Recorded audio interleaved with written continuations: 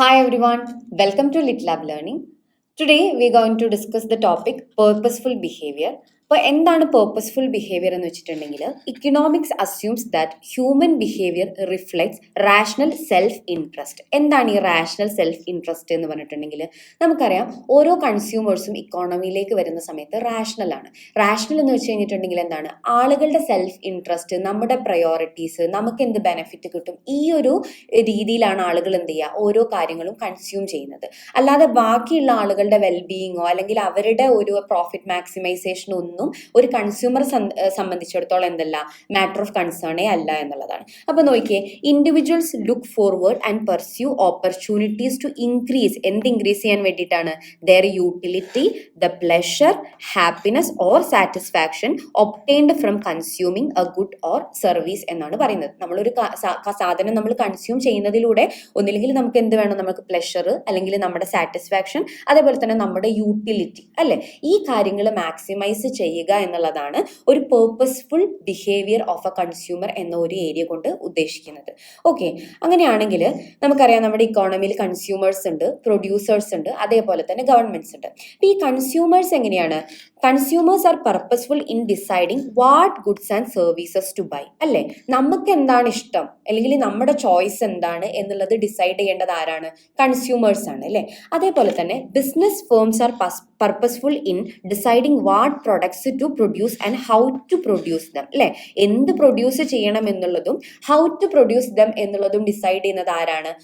അതായത് ഫേംസ് ആണ് എന്നാണ് പറയുന്നത്. ഓക്കെ, അപ്പം മാത്രമല്ല നമ്മൾ കൺസ്യൂമേഴ്സിന്റെ നീഡ്സിനെ എല്ലാം മനസ്സിലാക്കിയിട്ടാണ് പ്രൊഡ്യൂസേഴ്സ് എന്ത് ചെയ്യുക, പ്രൊഡക്റ്റുകൾ പ്രൊഡ്യൂസ് ചെയ്യുന്നത്. പക്ഷെ എന്ത് പ്രൊഡ്യൂസ് ചെയ്യണം എന്നുള്ളത് അൾട്ടിമേറ്റ്ലി ഒരു പ്രൊഡ്യൂസറുടെ തീരുമാനമാണ്. എന്ത് കൺസ്യൂം ചെയ്യണം എന്നുള്ളത് ഒരു ബയറിന്റെ ഡിസിഷൻ ആണ്.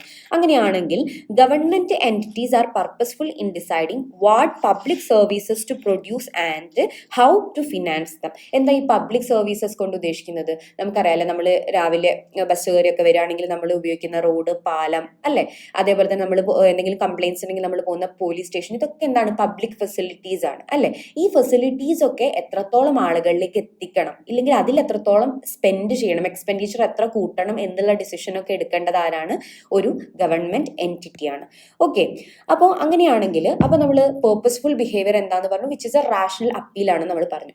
അപ്പോൾ നമുക്ക് എപ്പോഴും ചിലപ്പോൾ ഒരു തിങ്കിങ് വരാം, which might be A selfishness. എന്താണ്, അതൊരു സെൽഫിഷ്നെസ് ആണ് നമുക്ക് തോന്നിയേക്കാം. കാരണം എന്താ, നമ്മൾ വേറെ ആരെയും കൺസേൺ ചെയ്യുന്നില്ല, നമ്മുടെ സാറ്റിസ്ഫാക്ഷൻ, നമ്മുടെ യൂട്ടിലിറ്റി, നമ്മുടെ ഇൻട്രസ്റ്റ്, ഇതിനൊക്കെയാണ് പ്രാധാന്യം കൊടുക്കുന്നത്.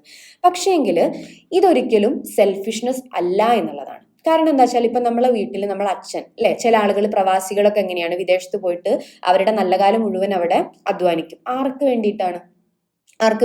മക്കളൊക്കെ ഇവിടെ നന്നായിട്ട് എഡ്യൂക്കേറ്റഡ്, നല്ല വിദ്യാഭ്യാസം കൊടുക്കുന്നു, നല്ല ഭക്ഷണം കൊടുക്കുന്നു, അല്ലെ. അങ്ങനെ ആ പാരന്റ്, ആ ഒരു ഫാദർ എന്ന് പറയുന്നത് അബ്രോഡ് പോയിട്ട് വർക്ക് ചെയ്യുന്നത് ആർക്ക് വേണ്ടിയിട്ടാണ്? അദ്ദേഹത്തിനെ ഡിപ്പെൻഡ് ചെയ്തിരിക്കുന്ന ആളുകൾക്ക് വേണ്ടിയിട്ടാണ്, അല്ലാതെ അയാളുടെ സെൽഫിഷ്നെസ്സിന് വേണ്ടിയിട്ടല്ല. മനസ്സിലായോ?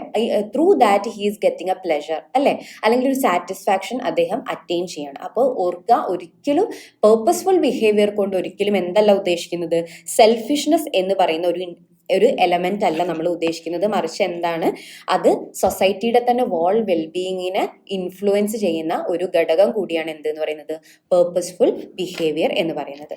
അപ്പോൾ എന്താണ് പേർപ്പസ്ഫുൾ ബിഹേവിയർ എന്ന് മനസ്സിലായി എന്ന് വിചാരിക്കുന്നു. Thank you.